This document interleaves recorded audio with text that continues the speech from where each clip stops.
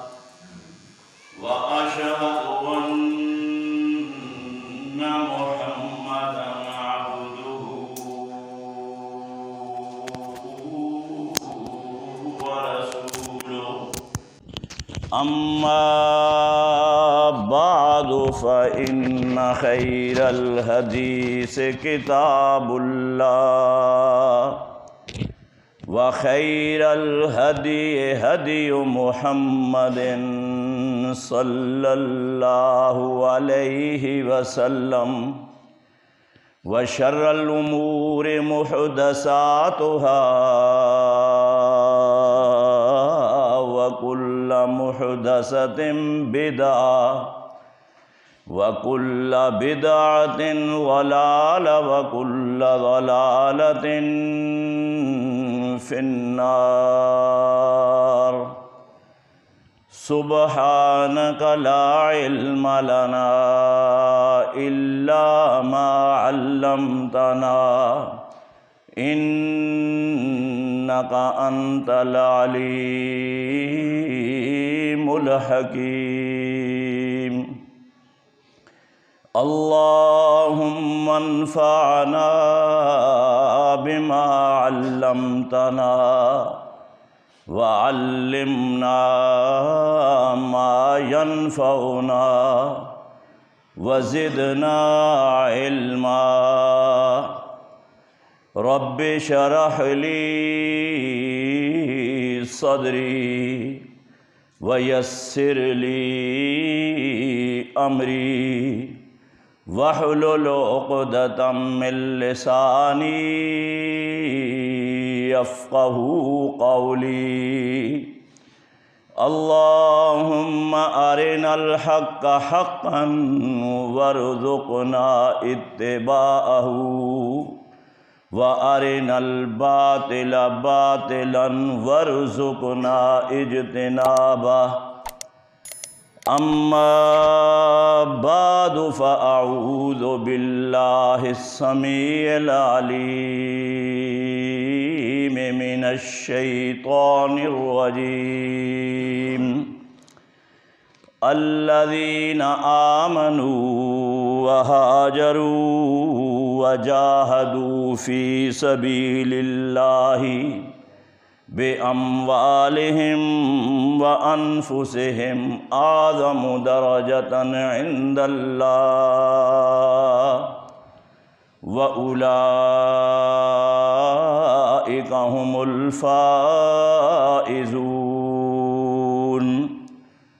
يبشرهم ربهم برحمة منه ورضوان وجنات لهم فيها نعیم مقیم خالدین فیہا ابدا ان اللہ عندہ اجر عظیم۔ جو لوگ ایمان لائے اور اللہ کی راہ میں ہجرت کی اور اللہ کی راہ میں جہاد کیا اپنے مالوں کے ساتھ اور اپنی جانوں کے ساتھ، یہ سب سے بڑے مرتبے میں ہیں اللہ کے نزدیک، اور یہی لوگ ہیں کامیاب ہونے والے۔ ان کے لیے خوشخبریاں ہیں ان کے رب کی طرف سے، اس کی رحمتوں کی، اور ایسے باغات کی جس کی نعمتیں قائم و دائم رہنے والی ہیں۔ یہ اس میں ہمیشہ ہمیشہ کے لیے رہیں گے، اور اللہ کے پاس ہے اجر بڑا۔ سب سے پہلے ہر قسم کی حمد و ثنا اللہ ملک الاملاک، اللہ عز و جل، اللہ وحدہ لا شریک لہ کی ذات والا صفات کے لیے درود و سلام انسانیت کے رہبر و امام، منشأ الہی کے ترجمان، شرافت کے بین الاقوامی نشان محمد الرسول اللہ صلی اللہ علیہ وآلہ وسلم کی ذات گرامی پر حمد و ثنا اور درود و سلام کے بعد اسلامی سال کا یہ چھٹا مہینہ جمادی الثانی اس اعتبار سے انتہائی اہمیت کا حامل ہے کہ رسول اکرم صلی اللہ علیہ وسلم کے سب سے پہلے جان نثار، سب سے پہلے صحابی، سب سے زیادہ وفادار اور سب سے زیادہ آپ پر جان اور مال کو نچھاور کرنے والے ابو بکر صدیق رضی اللہ تعالیٰ عنہ کی وفات کا مہینہ ہے۔ اور اہل حدیث کے نزدیک دن منانا اس کی کوئی اہمیت نہیں، اور نہ اس کا کوئی جواز ہے، لیکن ان کی سیرتوں کا، ان کی خدمات کا، ان کے واقعات کا، ان کی جد و جہد کا تذکرہ کرنا اس لیے انتہائی ضروری ہے کہ اس سے ہماری نئی نسلیں اور موجودہ نسلیں اور آنے والی نسلیں سبق حاصل کریں۔ رسول اکرم صلی اللہ علیہ وسلم نے جب اعلان نبوت فرمایا، عام اعلان کے بعد فرداً فرداً آپ نے لوگوں کو دین کی اور اسلام کی اور اللہ کی توحید کی اور اپنی ذات پر ایمان لانے کی دعوت دی۔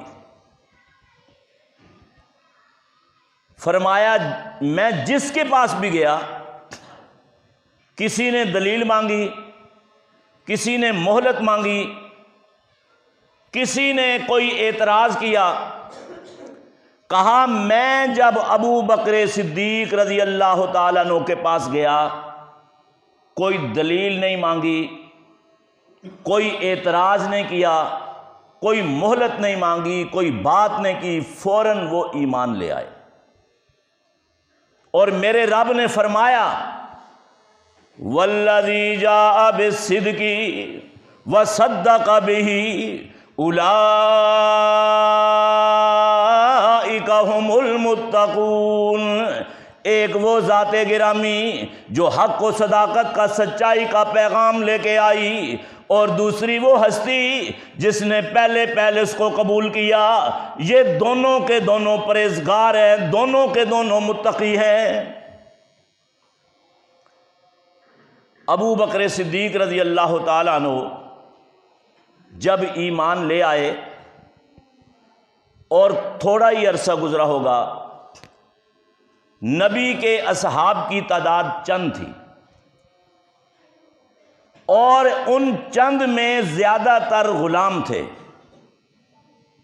پسے ہوئے لوگ، اس طبقے کے کمزور ترین لوگ۔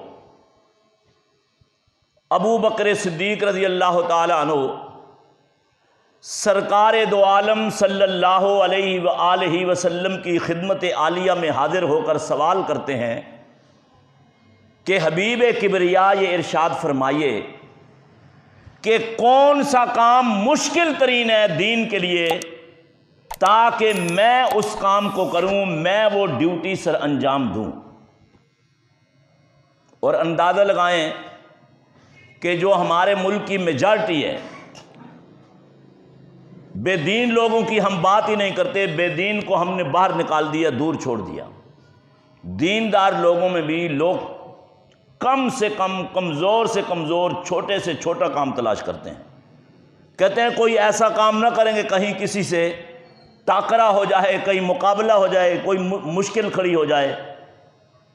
خیر، ابو بکر صدیق رضی اللہ تعالیٰ عنہ نے جب یہ بات کی تو حبیب کبریا نے کہا، ابو بکر، خانہ کعبہ کے سامنے کھڑے ہو کر، مسجد حرام کے صحن میں کھڑے ہو کر اللہ کی توحید کی دعوت دینا یہ اس وقت اعلیٰ ترین ثواب کا حامل اور کٹھن ترین، مشکل ترین کام ہے۔ اس لیے کہ جتنے بڑے بڑے سردار ہیں قریش کے، وہ سب کے سب دن میں اور رات میں وہاں بیٹھ کے پنچایتیں کرتے ہیں، فیصلے کرتے ہیں، ان کی میٹنگ وہاں ہوتی ہے، اور اس جگہ کا نام ہے دار الندوہ۔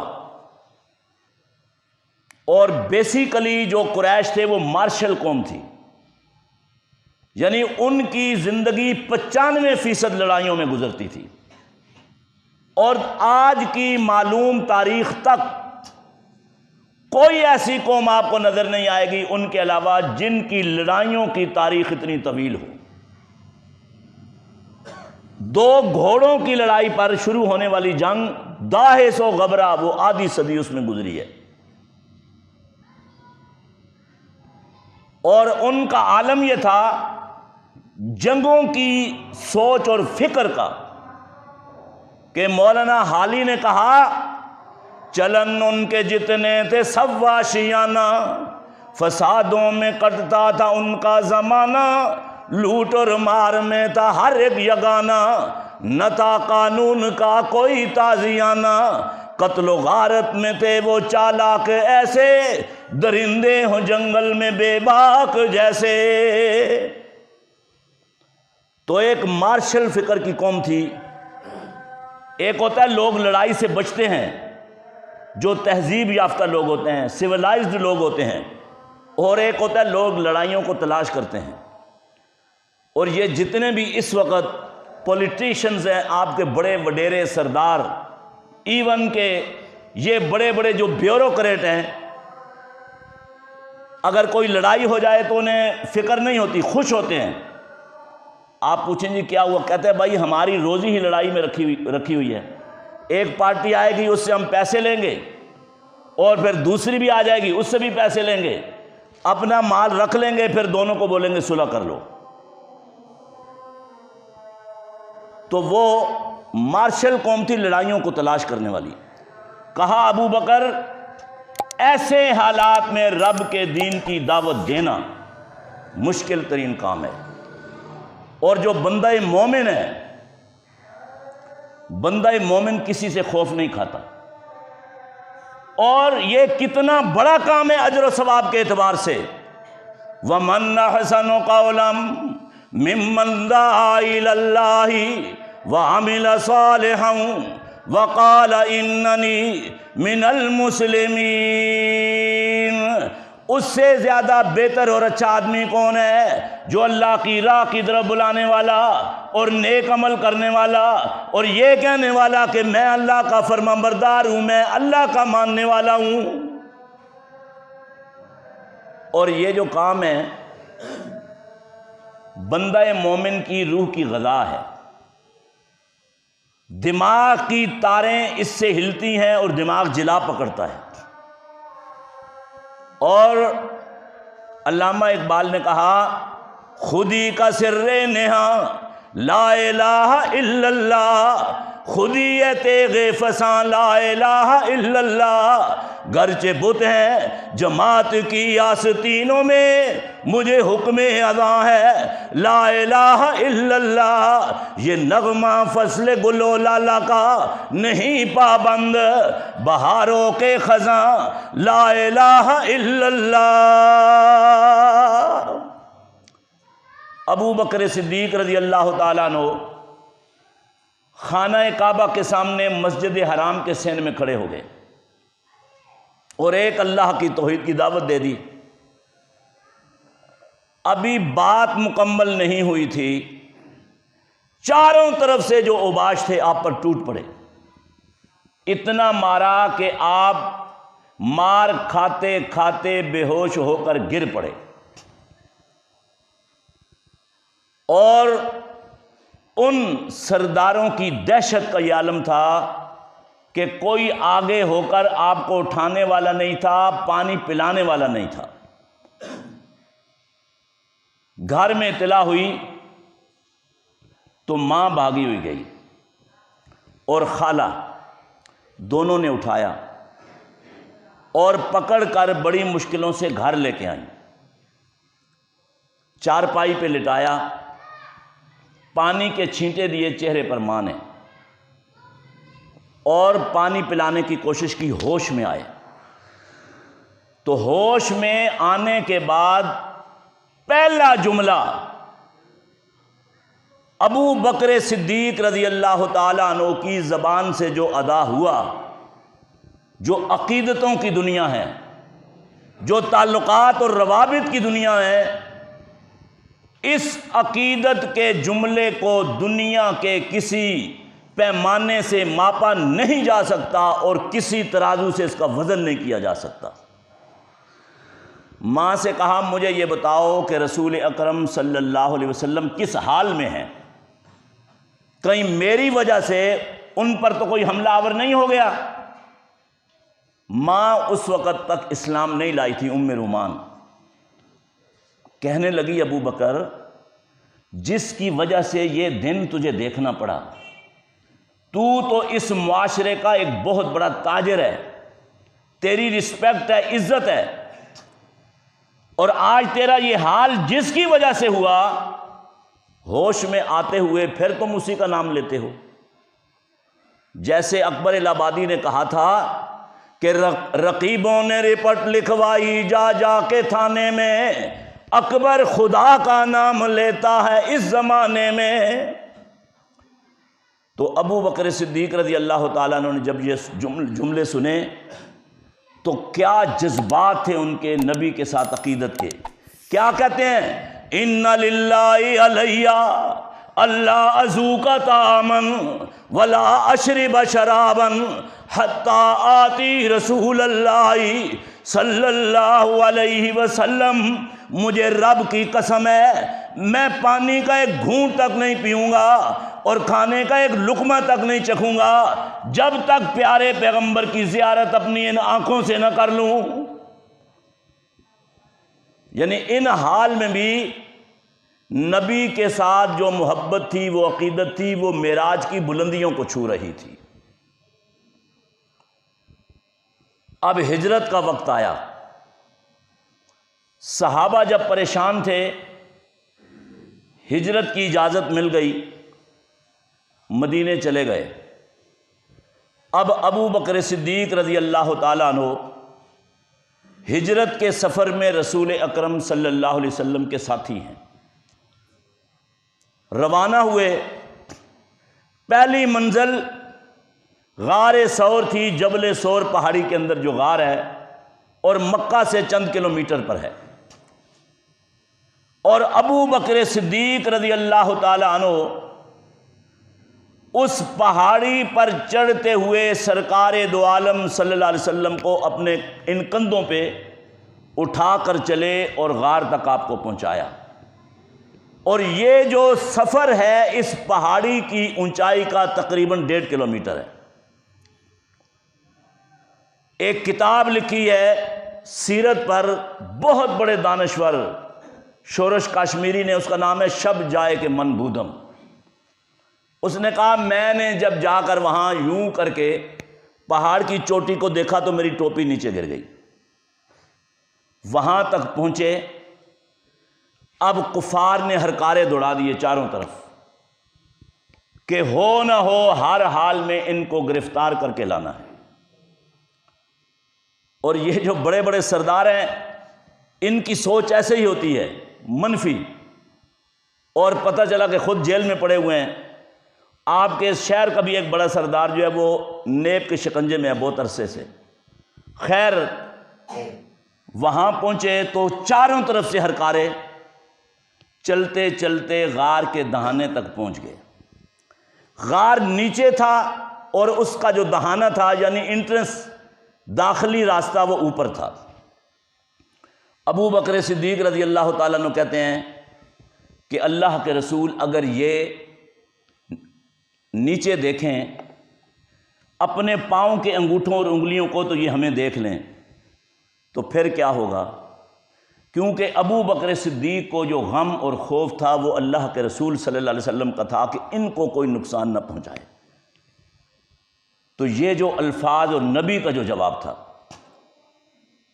آج صدیاں بیت گئی ہیں اس بات کو، لیکن اللہ نے اس کو قرآن بنا دیا، قیامت تک کے لیے زندہ جملے اور الفاظ بنا دیے، اور فرمایا الا تنصروه فقد نصره الله اذ اخرجه الذين كفروا ثاني اثنين اذ هما في الغار اذ يقول لصاحبه لا تحزن ان الله معنا۔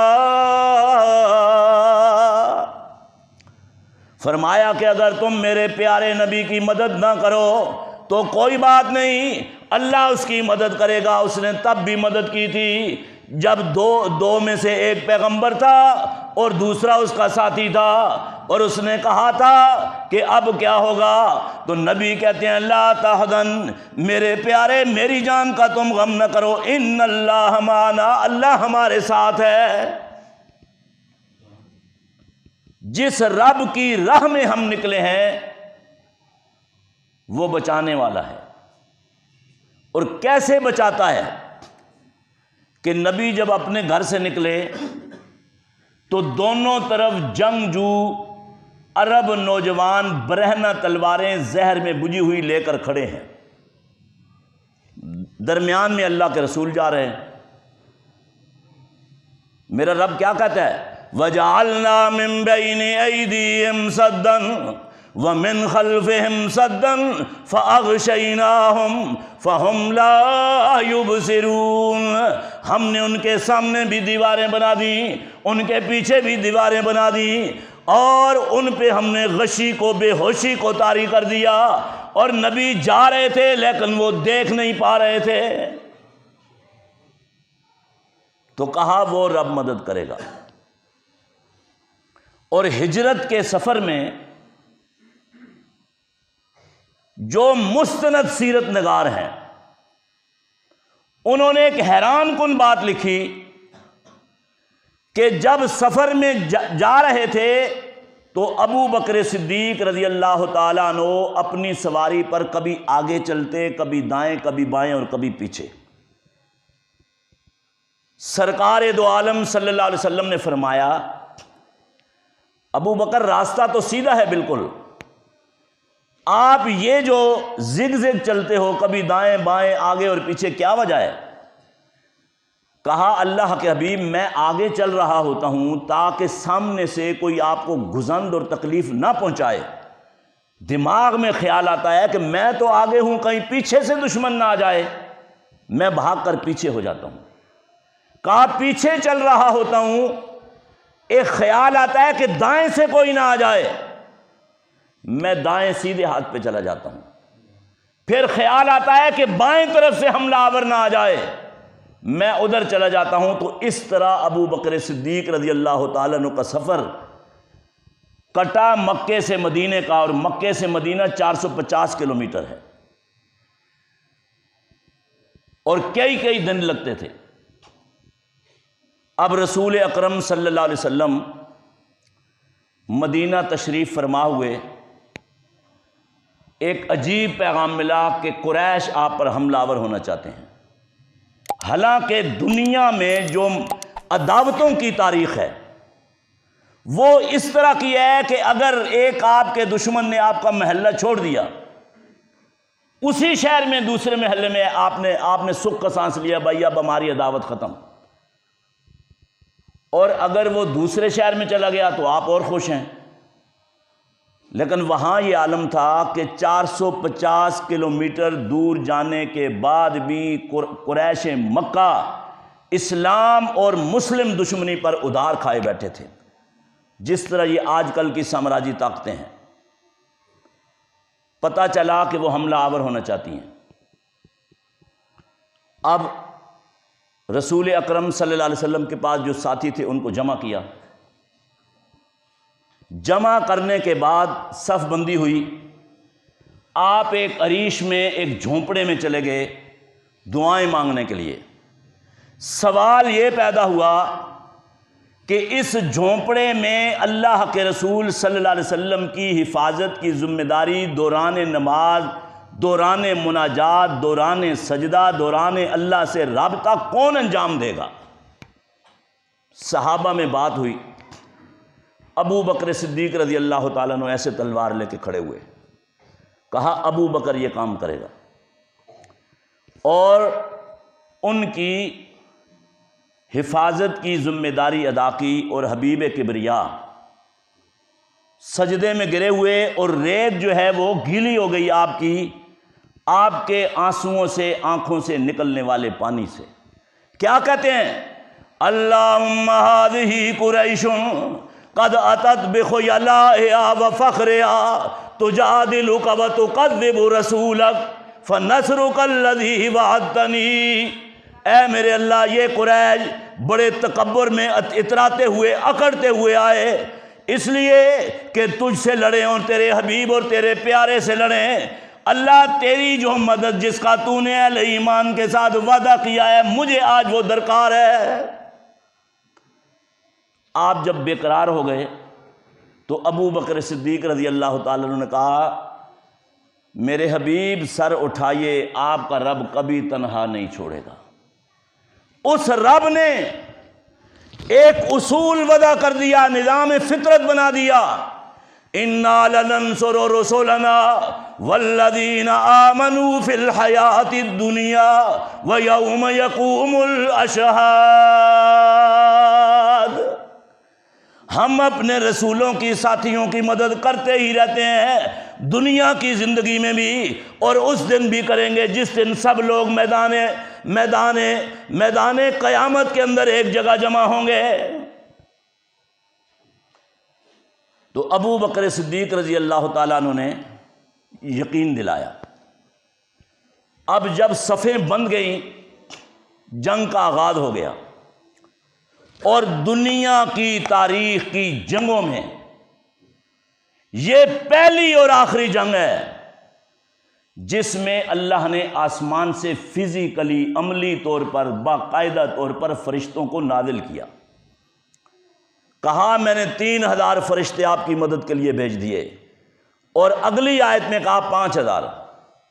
اور حبیب کبریا نے فرمایا کہ میں نے ان 2 فرشتوں کے سردار جبرائیل و میکائیل کو دیکھا، ایک ابو بکر صدیق کے ساتھ مل کر لڑ رہا تھا، اور دوسرا عمر فاروق رضی اللہ تعالیٰ عنہ کے ساتھ مل کر لڑ رہا تھا۔ جن کے ساتھ فرشتے کھڑے ہوں اور فرشتوں کے سردار، پھر ان کی شان کیا ہوگی؟ یہ جو دائیں بائیں کی باتیں ہیں، ہمارے پاس وقت نہیں ہے ان باتوں کا جواب دینے کا، یہ تو نادان لوگوں کے کام ہیں الجھنا۔ ہم الجھنے والے نہیں، ہم آگے چلنے والے ہیں۔ اب رسول اکرم صلی اللہ علیہ وسلم کی حیات مبارکہ میں ام المومنین حضرت عائشہ رضی اللہ تعالیٰ عنہ کہتی ہیں کہ میں ایک دن اپنے حجرہ مبارک کے صحن میں موجود تھی اور حبیب کبریا میری گود میں سر رکھ کر لیٹے ہوئے، آسمان کے ستارے کثرت کے ساتھ چمک رہے، چاند کی 14ویں رات تھی، چاند بھی جگمگا رہا تھا۔ کہا میری نگاہ بیٹھے بیٹھے اچانک آسمان کی طرف اٹھی، میں حیران ہوئی اس قدر ستاروں کی روشنی، ان کی چمک اور دمک پر۔ کہا اس حیرانگی کا ایک فکرہ میرے ذہن میں آیا، میں نے کہا اللہ کے حبیب، آپ کے یہ جو پیارے ہیں صحابہ، ان میں کوئی ایسا بھی ہے جس کی نیکیاں آسمان کے ان ستاروں کی طرح لاتعداد ہوں، جن کو گنا نہیں جا سکتا؟ فوراً جواب دیا، ہاں عائشہ، میری امت کا وہ بندہ، میری امت کا وہ باشندہ، وہ خوش نصیب عمر فاروق رضی اللہ تعالیٰ عنہ ہے، عمر بن خطاب رضی اللہ تعالیٰ عنہ ہے۔ اب ام المومنین خاموش ہو گئیں،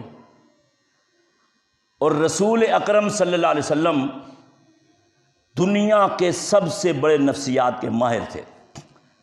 آج لوگ کہتے ہیں نا یہ سائیکالوجسٹ اور وہ سائیکالوجسٹ، اور آپ حیران ہوں گے، میں سینکڑوں نفسیات کے ماہرین سے ملا ہوں، وہ خود ہی نفسیات کا شکار ہوتے ہیں۔ ابھی حال ہی میں ایک بڑا ڈاکٹر جو نفسیات کا ماہر تھا، اس نے بیٹی کو بھی گولی مار دی، وہ بھی ڈاکٹر تھی نفسیات کی ہی، اور اپنے آپ کو بھی گولی مار دی۔ ان نفسیات کے ماہرین کا یہ حال ہے، اور آپ صلی اللہ علیہ وسلم بہت بڑے ماہر تھے، آپ سے بڑا ماہر کوئی نہیں تھا۔ ہمارے پیچھے رہ جانے سے، علم میں کمی کی وجہ سے، یہ جو سامراجی قوتیں ہیں، انہوں نے اپنے لوگوں کو آگے کر کے یہ پیغام دے دیا کہ وہ ماہر ہے، وہ ماہر ہے۔ اس کائنات میں اگر سب سے بڑے ماہر تھے نفسیات کے، تو وہ سرکار دو عالم صلی اللہ علیہ وسلم تھے۔ آپ نے کہا عائشہ، ایک سوال تم نے کیا، میں نے جواب دیا، چپ کیوں ہو گئیں؟ کہا اللہ کے حبیب، میری جو نظر تھی اور ذہن، یہ اپنے بابا کی جد و جہد، کوششوں، کاوشوں اور نیکیوں پر ریہرسل کر رہا تھا۔ میں نظر دوڑا رہی تھی اپنے دماغ میں، ذہن میں، اور میں تو اپنے بابا کی نیکیوں کو جاننا چاہتی تھی۔ کہا عائشہ، تم ابو بکر کی نیکیوں کو جاننا چاہتی ہو؟ تم نے ترازو، تم نے ستاروں کو بنایا ہے۔ کہا آسمان کے یہ ستارے لاتعداد اور بے شمار سہی، مگر یہ ابو بکر کی نیکیوں کا پیمانہ نہیں بن سکتے۔ ایک رات جو غار ثور میں نبی کے ساتھ اس کی رفاقت میں ابو بکر نے جو گزاری تھی، اس ایک رات کی نیکیاں آسمان کے ان تمام ستاروں پر بھاری ہیں۔ اور ایک روایت میں آیا، سرکار دو عالم صلی اللہ علیہ وسلم تشریف فرما ہیں، واز فرما رہے، کہا جس مسلمان نے دو چیزیں اللہ کی راہ میں خرچ کی، اللہ اسے جنت دے گا، اور کہا اگر وہ دو چیزیں نماز سے متعلق ہیں تو اسے باب الصلاۃ سے آواز آئے گی۔ جنت کے ایک دروازے کا نام باب الصلاۃ ہے۔ فرمایا جس نے جہاد کے لیے دو چیزیں خرچ کیں اسے باب الجہاد سے آواز آئے گی۔ جس نے صدقہ و خیرات میں دو چیزیں خرچ کیں اسے باب الصدقہ سے آواز آئے گی، اور جس نے نفلی روزوں کی شکل میں دو روزے رکھے اسے باب الریان سے آواز آئے گی۔ آپ نے 4 دروازے گنائے، اور جنت کے دروازے حبیب کبریا نے فرمایا ان للجنت 8 ابواب، جنت کے 8 دروازے ہیں۔ اور باقی 4 دروازے کون سے؟ ایک دروازہ باب القاظمین الغیظ والعافین عن الناس، کہ ان لوگوں کے داخلے کا جو غصے کو پی جانے والے اور لوگوں کو معاف کرنے والے ہیں۔ اور ان کے بارے میں رب نے فرمایا الذین ينفقون فی السراء والضراء والکاظمین الغیظ والعافین عن الناس واللہ یحب المحسنین، کہ جو لوگ خوشی اور غمی میں اللہ کی راہ میں خرچ کرنے والے اور غصے کو پی جانے والے اور لوگوں کو معاف کرنے والے ہیں، اللہ ایسے ہی نیکوکاروں سے محبت کرتا ہے۔ اور آج ہمارا حال کیا ہے؟ غریب سے اگر کوئی لڑائی ہو تو ہم اسے زمین کے اوپر نہیں دیکھنا چاہتے، اور اگر امیر سے ہو جائے، اپنے سے بڑے سے، تو ہماری نظریں اوپر نہیں اٹھتی۔ تو کہا معاف کر دینا، غصے کو پی جانا، اس سے نہیں کہ جس کو آپ جواب نہیں دے سکتے، اس سے کہ جس کو آپ سب کچھ کر سکتے ہو، اس کو دے کر غصے کو پی جانا، یہ اہل جنت کی نشانی ہے۔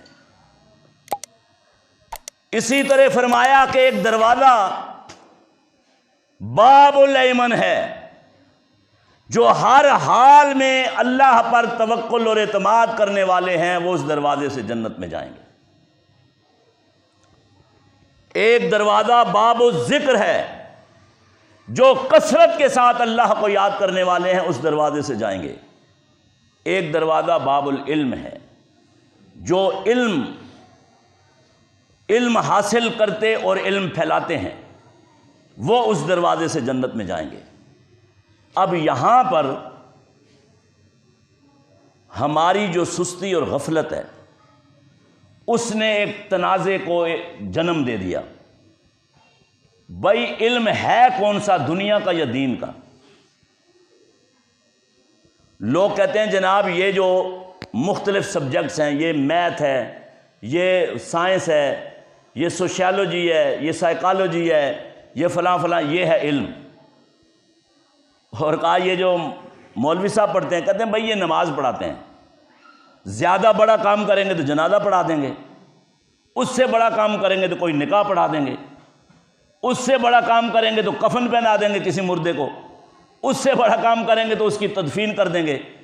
جیسے ایک جگہ جھگڑا ہوا کراچی میں ایک علاقے میں ایک مسجد پر، تو اب وہ جو ہمارا اہل حدیث تھا وہ اتفاق سے اوٹ تھا، تو ایس ایچ او نے سب کو بلایا، کیونکہ یہ پہلے لوگوں سے پوچھتے ہیں بھائی تم کیا ہو، تاکہ اس حساب سے مال بٹوریں۔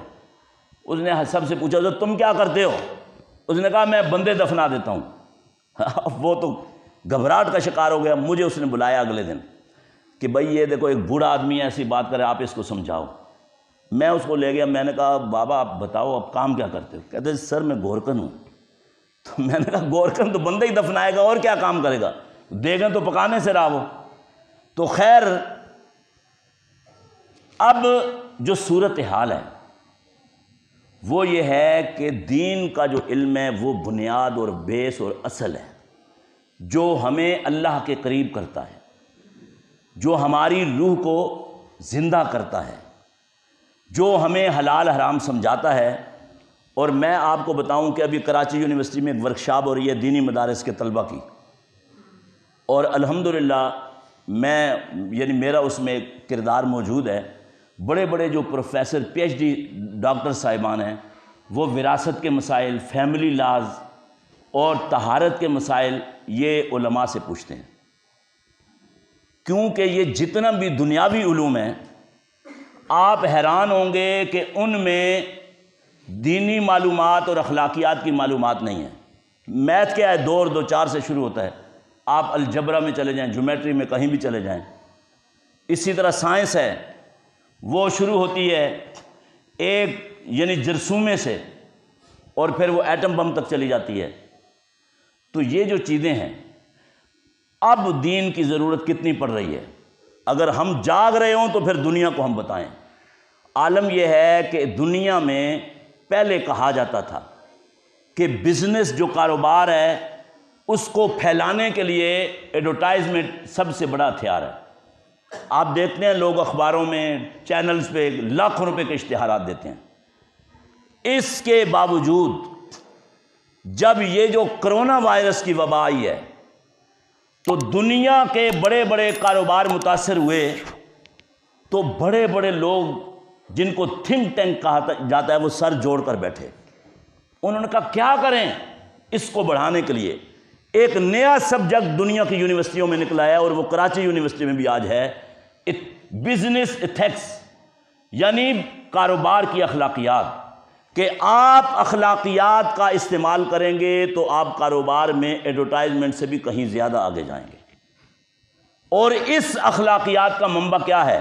یہ قرآن ہے، حدیث ہے، نبی کی ذات ہے، صحابہ کا کردار ہے اور ہمارے اسلاف کا کردار ہے۔ تو دنیا کو ضرورت ہے، لیکن ہم اگر پڑھے لکھے ہوں تو پھر ہم دنیا کو بتائیں۔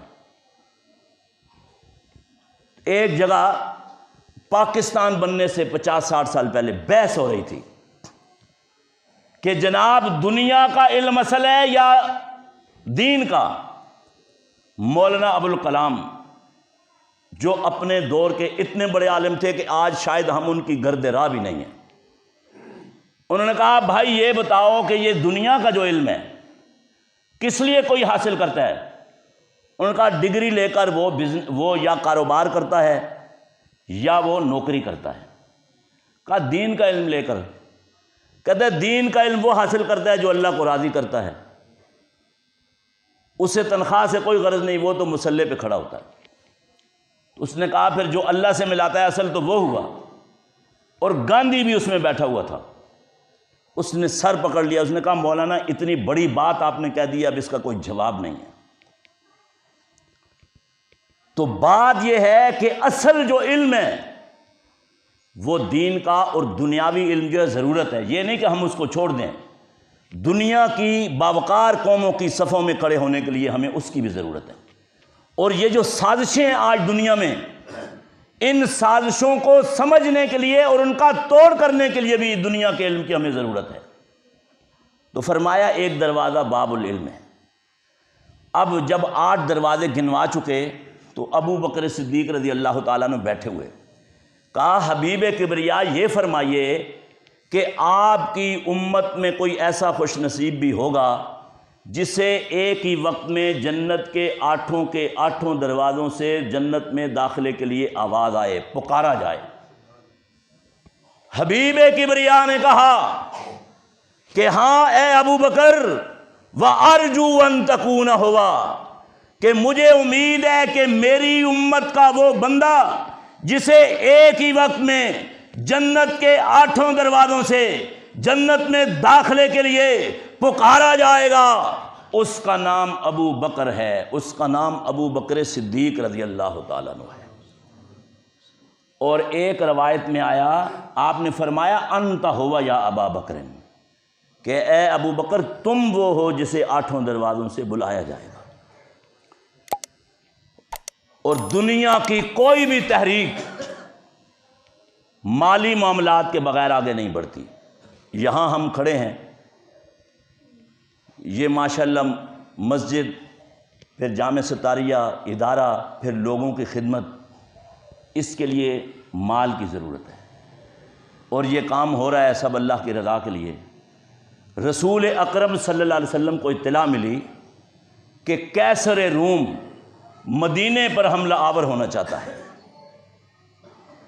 اور ہمارے جو حاکم ہیں، یہ سیاسی فورم نہیں ہے کہ میں بات کروں، لیکن ہم اس فورم پہ بات کرتے ہیں کہ ان کو اگر کوئی بڑی طاقت ایک فون بھی کر دیتے یہ ادھر ہی لیٹ جاتے ہیں سجدے میں۔ حبیب کبریا نے کہا کہ ہم قیصر روم کا مقابلہ مدینے کے بارڈر پہ تبوک پر جا کر کریں گے، اس کی کیا جرت ہے کہ وہ اسلامی اسٹیٹ کی 1 انچ زمین میں بھی اندر آنے کی جرت کرے۔ 30,000 کا لشکر تیار ہوا، کہا اس کے لیے وسائل، مسجد میں کھڑے ہو کے اعلان کیا، صحابہ کو ایک جوش جذبہ دلایا، اور دنیا کی تاریخ خاموش ہے اس پر۔ اپنی اپنی حیثیت کے مطابق مال لے آئے۔ عمر بن خطاب رضی اللہ تعالیٰ عنہ آدھا مال لے کے آئے۔ اتنے میں ابو بکر صدیق رضی اللہ تعالیٰ عنہ آ گئے۔ حبیب کبریا ہر آنے والے سے پوچھتے کیا لے کے آئے، کیا گھر میں چھوڑ کے آئے، اور دعائیں کرتے اے اللہ ان پر رحم فرما، ان کے مال میں برکت فرما۔ عمر بن خطاب رضی اللہ تعالیٰ عنہ سے پوچھا عمر کیا لے کے آئے، کیا گھر میں چھوڑ کے آئے؟ کہا اللہ کے حبیب آدھا مال لایا، آدھا گھر میں چھوڑ کے آیا۔ اتنے میں ابو بکر صدیق رضی اللہ تعالیٰ عنہ بھی آ گئے۔ کہا ابو بکر کیا لے کے آئے، کیا گھر میں چھوڑ کے آئے؟ کہا اللہ کے حبیب جو مال تھا اس قابل کہ وہ آپ کی خدمت میں پیش کروں سب کچھ لے آیا ہوں، گھر میں جھاڑو دے کر لایا ہوں، آپ کی محبت یا آپ کے رب کا پیار گھر میں چھوڑ کے آیا ہوں۔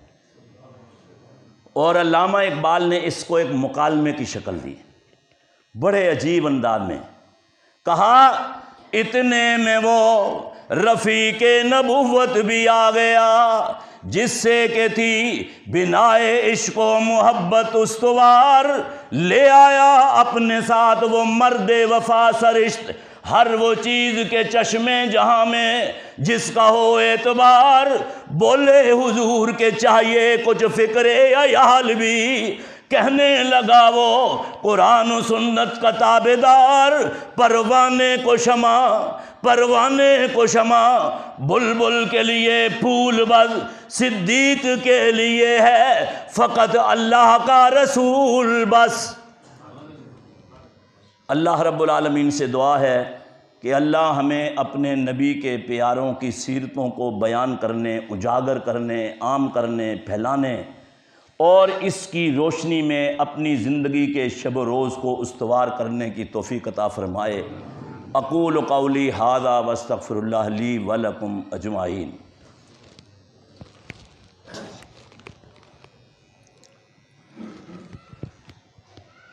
رسول اکرم صلی اللہ علیہ وسلم نے فرمایا سبعۃ یظلھم اللہ فی ظلہ یوم لا ظل الا ظلہ۔ کہا قیامت کے دن زبردست قسم کی تپش گرمی ہوگی، سورج سوا نیزے پہ ہوگا، لوگ اپنے گناہوں کے اعتبار سے پسینے میں شرابور اور ڈوبے ہوئے ہوں گے، کسی کی یہ کان کی لو تک پسینہ، کندھوں تک پسینہ، ناف تک پسینہ، گھٹنوں تک، اور حیران و پریشان ہوں گے، کوئی سایہ نہیں ہوگا۔ فرمایا سایہ اگر اس دن ہوگا تو صرف اللہ کے عرش کا سایہ جس پر رب تشریف فرما ہوگا۔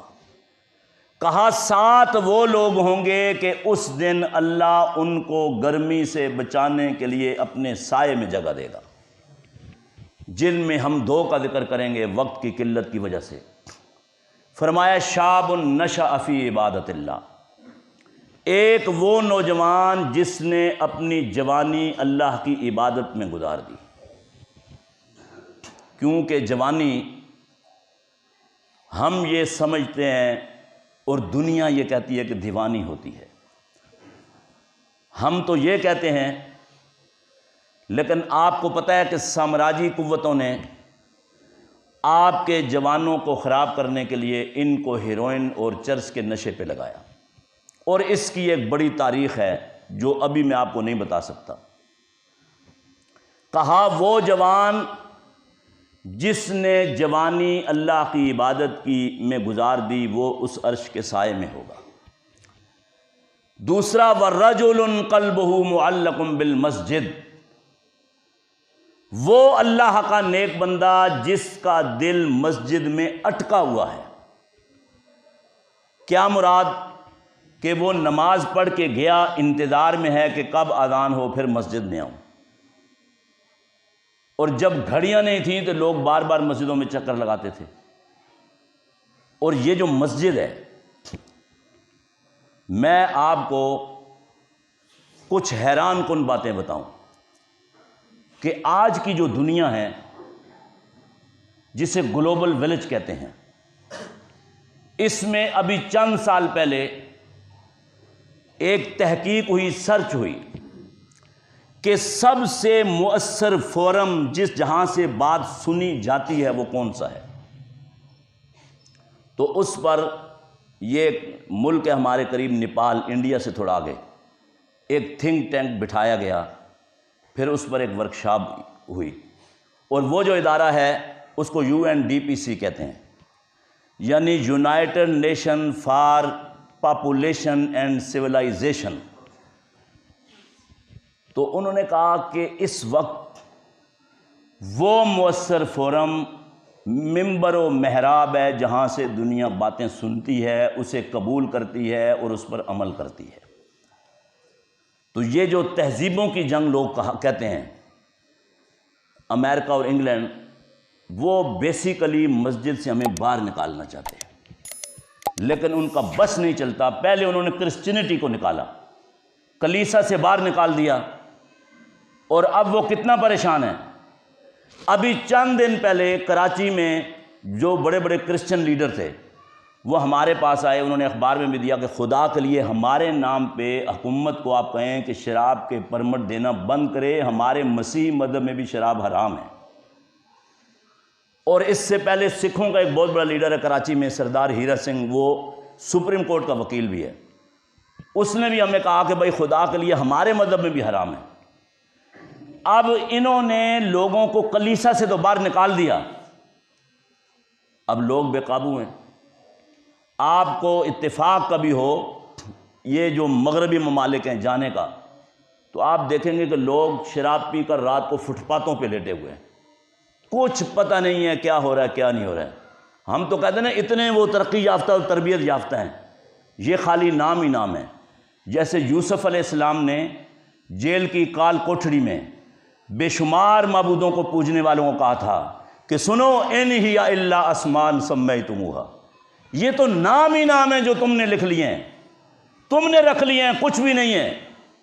تو یہ خالی نام ہے جن کی چکا چون سے ہم مروب ہوتے ہیں، اور مجھے بہت دفعہ جانے کا اتفاق ہوا ہے، کچھ بھی نہیں ہے۔ یعنی انسان تو درندوں سے بھی بدتر ہو جاتا ہے وہاں جب وہ شراب پی کر لیٹتا ہے فٹ پاتھ پر، نہ دنیا کا پتہ، نہ دین کا پتہ، نہ لباس کا پتہ، نہ موسم کا پتہ، نہ اولاد کا پتہ، نہ گھر بار کا پتہ، نہ کاروبار کا پتہ، کوئی حال ہی نہیں ہے اس کا۔ تو اس لیے یہ جو فورم ہے اسے ہم نے برقرار رکھنا ہے، اور خاص طور پر جو آج کے حالات ہمیں جو پیغام دے رہے ہیں۔ اور الحمدللہ جماعت غرباء اہل حدیث ایک مضبوط قوت اور پاور ہے، اور مولانا عبد الرحمن سلفی مدد اللہ العلی وہ ہمارے امیر ہیں، اور سکھر میں عبد الحنان صاحب آپ کے امیر ہیں۔ اور یہ جو حالات ہیں، ابھی ایک وقف املاک ایکٹ بنا ہے کہ یوں مدرسوں پہ قبضہ کر لو، مسجدوں پہ، یہ تو ایک سوچ ہے حکومتی۔ ابھی کل کراچی میں مذہبی امور کی جو فیڈرل وزارت ہے اس کا ایک اجلاس تھا، میں اس میں موجود تھا۔ بہت ساری باتیں ہیں، لیکن ہم یہ کہتے ہیں کہ ہم اس کے چوکیدار ہیں، اور انشاءاللہ جب تک رب نے ہمیں زندگی دی ہے، یہ تو ایک حکومت ہے، سب اگر قبر سے بھی اٹھ کے آ جائیں، اور جو مستقبل میں بننے والے ہیں وہ بھی آ جائیں، اور یہ جب سب بیوروکریٹس ہیں یہ بھی آ جائیں، تو ایک مسجد کی اینٹ پر بھی کوئی قبضہ نہیں کر سکتا۔ اور ہم کن کے ماننے والے ہیں؟ جنہوں نے کبھی کہا تھا عہد انگریز سے لے کر اس دور ہمایونی تک قید خانوں نے پکارا ہے کئی بار مجھے، میرے اپنے ہی خون کی نکھری ہوئی تلواروں نے ہمیشہ دیکھا ہے سرے دار مجھے۔ ان چیزوں کی ہم نے کبھی پرواہ نہیں کی۔ مجھے یاد ہے 1857 کی جنگ آزادی کے بعد جب انگریز نے مساجد مدارس کو بند کرنے کی کوشش کی تھی، بڑے بڑے علماء جیلوں میں تھے، کالے پانی ان کو پہنچا دیا گیا، جزائر انڈمان میں پہنچا دیا گیا، پورٹ بلیر پر ان کو پہنچا دیا گیا۔ ان کے جو جانشین تھے، وہ جانشین علم ہی ان کا کم تھا، لیکن وہ صبر و استقامت کے ساتھ ڈٹ گئے، انہوں نے کہا دنیا کی کوئی طاقت ہماری زندگی میں ان مساجد اور مدارس کی طرف بند کرنا تو بہت بڑی بات ہے، میلی آنکھ سے بھی نہیں دیکھ سکتی۔ تو انشاءاللہ یہ مسجدیں آباد رہیں گی اور مدارس بھی آباد رہیں گے۔ ہم اسی طرح کوشش و کاوش میں رہیں گے جب تک کہ رب کی طرف سے اجل کا پیغام نہ آ جائے اور ہمیں کفن نہ پہنا دیا جائے، تب تک ہم ان کی حفاظت کرتے رہیں گے۔ اور آپ سے میں یہ درخواست کروں گا کہ آپ کے جو امیر جماعت ہیں ان کے ساتھ مل کے رہیں، بات سنیں۔ کبھی کبھی ایسا بھی ہوتا ہے، کیونکہ بہت سی جگہوں پہ ہمیں ایسے تجربے ہیں، کبھی کبھی ایسا ہوتا ہے کہ میں چاہتا ہوں کہ اس طرح کوئی بات ہو جائے، اس طرح فیصلہ ہو جائے، کبھی میری چاہت کے مطابق فیصلہ نہیں ہو پاتا، کیونکہ فیصلے جو ہیں یہ دو انتہائیں ہیں، دو فریق لڑ رہے ہیں، فیصلہ نہ یہاں ہوتا ہے نہ یہاں ہوتا ہے۔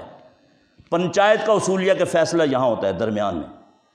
تو لہذا کبھی ایسا بھی ہوتا ہے کہ میری چاہت کے خلاف کوئی بات آ جائے، تو یہ نہیں کہ میں پیچھے ہٹ جاؤں۔ حبیب کبریا نے فرمایا کہ امیر کی اطاعت فی المنشط والمکرہ، کہ آپ نے خوشی اور ناخوشی دونوں صورتوں میں کرنی ہے، اور اس میں آپ کی جیت ہے، اس میں آپ کی بچت ہے، اس میں آپ کی ترقی ہے، اس میں آپ کا روب ہے۔ آج جو مسلمانوں کو چارے کی طرح یہ قوتیں نہیں کھا رہی، اس کی وجہ کیا ہے؟ وہ کہتے ہیں مسجدیں آباد ہیں اور یہ لوگ نکل کے آ جائیں گے۔ میں کہتا ہوں 100 بندے اگر ڈنڈے لے کر یہ روڈ پہ کھڑے ہو جائیں تو پوری جو سکھر کی بیوروکریسی ہے وہ گھبرا جائے گی۔ اور یہ تو ایک چھوٹا شہر ہے، آپ کو پتہ ہے یہ ٹرمپ جو صدر تھا پچھلے دنوں 200 بندے، صرف 200 بندے مختلف امریکی اسٹیٹ سے ڈنڈے لے کے آ گئے، تو ایک تہلکہ مچ گیا پوری دنیا کے میڈیا میں کہ جناب انہوں نے وائٹ ہاؤس پہ قبضہ کر لیا۔ اور یہ بھی میں آپ کو بتاؤں کہ یہ جو وائٹ ہاؤس ہے یہ 120 گز پر بنا ہوا ہے، میں نے بہت دفعہ اس کو باہر سے دیکھا ہے۔ تو انہوں نے کہا جی وہ اوپر چڑھ گئے، یہ ہو گیا وہ ہو گیا۔ لہذا بیدار رہنے کی اور جاگنے کی ضرورت ہے، اور اللہ سے دعاؤں کی ضرورت ہے، اجتماعیت کی ضرورت ہے، اپنی طاقت کو مضبوط کرنے کی ضرورت ہے۔ اللہ رب العالمین سے دعا ہے اللہ ہمیں زندگی بھر حق بات کہنے کی توفیق عطا فرمائے، باطل پہ قدغن عائد کرتے رہنے کی توفیق عطا فرمائے۔ اللہ ہمارے ان اداروں کو آباد رکھے، اور ان اداروں میں جن کا خون شامل ہے، ان اداروں میں جن کی کوششیں شامل ہیں۔ مجھے یاد ہے جب میں پہلی مرتبہ یہاں تراویح پڑھانے آیا، بالکل میں چھوٹا سا تھا، یعنی میری جو تبلیغی عملی زندگی کا آغاز ہے وہ یہیں سے ہے۔ مجھے یہ جگہ کبھی نہیں بھولتی۔ وہ سامنے حاجی عبدالشکور صاحب بیٹھے ہوتے تھے شدید گرمی میں، اور رمضان کا مہینہ، پھر اس کے بعد حافظ عبدالغفار صاحب، عبدالستار صاحب اور سارے جتنے بھی۔ تو یہ الحمدللہ ایک ایسا مضبوط ادارہ ہے جو آپ کے ایمان کو جلا بخشنے والا۔ آپ کو دکان پر پیسہ تو مل جائے گا، لیکن دین کہاں سے ملے گا؟ دین یہاں سے ملے گا، اور دین اصل ہے، پیسہ بھی ضروری ہے لیکن وہ ثانوی چیز ہے۔ تو اس لیے کوششیں اور کاوشیں جاری رکھنی چاہیے، اور اللہ کوششوں اور کاوشوں میں ہمیشہ برکت پیدا فرماتا ہے۔ اللہم انصر من نصر دین محمد صلی اللہ علیہ وسلم وجعلنا منہم، واخذل من خذل وآرض عن دین محمد صلی اللہ علیہ وسلم ولا تجعلنا منہم۔ عباد اللہ رحمکم اللہ، ان اللہ یامر بالعدل واللسان وإیتاء ذی القربى وینہی عن الفحشاء والمنکر والبغی یعظکم لعلکم تذکرون۔ اذکروا اللہ یذکرکم وادعوہ یستجب لکم، واللہ تعالی اعلی و اولی و اتم و اہم و اکبر، واللہ یعلم ما تصنعون۔